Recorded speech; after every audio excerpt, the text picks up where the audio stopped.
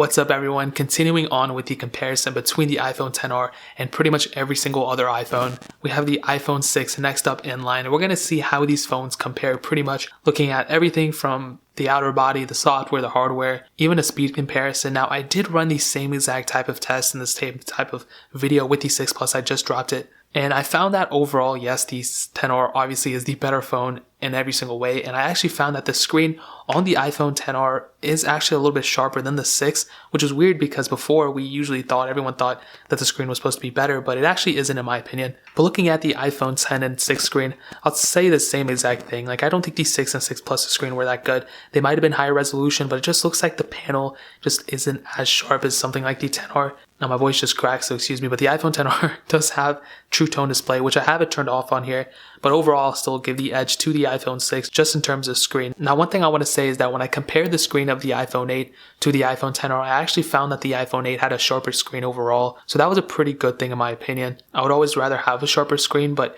in my opinion, from what I've seen, I do think that the iPhone XR does have the overall better screen in this specific example. Now looking around the body on both phones, I will definitely tell you that the iPhone XR definitely feels way more premium than the iPhone 6. We do have a glass back on the iPhone XR, which is pretty nice. You also do give up the headphone jack though when you go up to the iPhone XR, which isn't that big of a deal.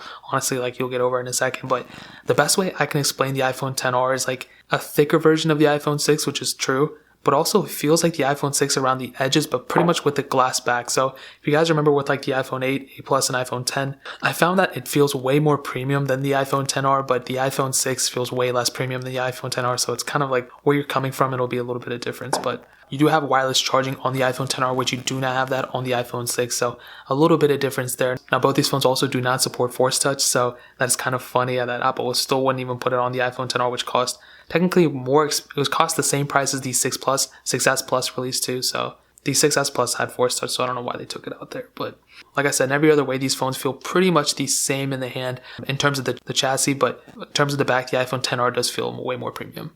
Now, one important thing I want to hit on would definitely be the software of both these phones. Now, on paper and just in general, the iPhone 6, I think in my opinion, is pretty much at the end of its life cycle. And a lot of people do not agree with me for some reason, but I think that the iPhone 6, 6 Plus, and iPhone 5S are going to be done. They're not going to be supported any longer after iOS 12.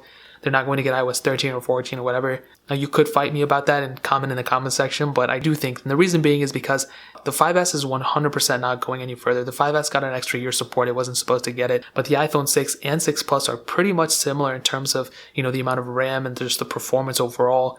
So that's kind of why I would expect Apple to stop supporting those two, and it's kind of around that time that they would do that. So that's why I kind of think that. But in terms of the iPhone XR, literally this phone was just released like 25 minutes ago. So this phone is going to last forever. Not forever, but it's going to last much, much longer than the iPhone 6 and much longer than the 6S Plus, 7 Plus, and all these phones. So what I'll tell you is that on paper and just in general, the iPhone XR is probably going to get 5 more versions of iOS in my opinion. I think it's going to go pretty far. But I still think there's a lot of other iPhones out there too that are being supported for a lot longer that might be better than this iPhone. I'll get into that in a second, but in terms of software between both these phones, the iPhone XR is definitely going to last you much longer. Now, in terms of screens, I think I mentioned it, but I totally forgot. The iPhone XR had a 6.1 inch screen. It's an IPS panel. Overall, I think it is pretty good. It's 828 by 1792, and like I said, it doesn't feel that as premium as maybe like an iPhone X display, but I think in terms of the iPhone 6, it feels more premium than the iPhone 6 display. So sharper, it has a True Tone display too, so that's pretty good. The same pixels per inch though on both. The iPhone 6 had a 4.7 inch display. It's 750p, so a little bit above HD, just like how the iPhone XR is a little bit above HD as well. This one also has 326 ppi, so overall, I mean, you both don't have Force Touch on both these phones, but I would still probably give the edge to the iPhone XR, even though it is bigger and the pixels are a little bit more spread out. They have the same pixels per inch, but I do think that this phone is a little bit sharper. Now, in terms of the specs inside the phone, the iPhone 6 has the Apple A8 chip, a dual-core CPU, and 1 gig of RAM, where the iPhone XR has the Apple A12 Bionic chip, a hexa-core CPU, and 3 gigabytes of RAM. So there is quite a bit of difference in terms of the specs between these. The iPhone XR has 2 extra gigs of RAM, where the iPhone 6 only had 1 gig of RAM, which is crazy. So I'm going to go ahead and do a speed test right now. I feel like that's a little bit better of a showcase of how these phones perform in terms of performance and everything, and opening speeds, loading speeds, rather than just me explaining it. So without further ado, let's go ahead and do a speed comparison. So all the apps are going to be clear in the background. I'm going to go and clear all these out. But I'm going to tell you that I'm not going to talk this whole entire time, so I'm just going to put music in the background. Hopefully you guys enjoyed the speed comparison. I'll come back and talk more about the camera and stuff in a second. So let's go ahead and do it.